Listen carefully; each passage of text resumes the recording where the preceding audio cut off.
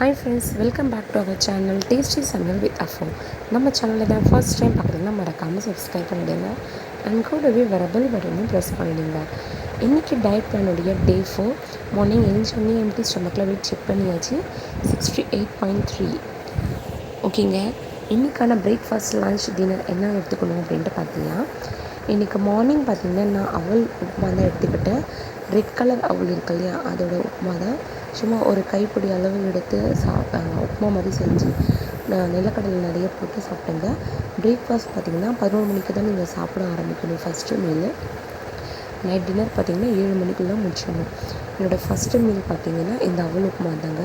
இது ரொம்பவே ஹெல்த்தி கூட. அதுக்கப்புறம் பார்த்திங்கன்னா 2 மணிக்கு நான் நிலக்கடலை சுண்டல் தாங்க சாப்பிட்டேன்.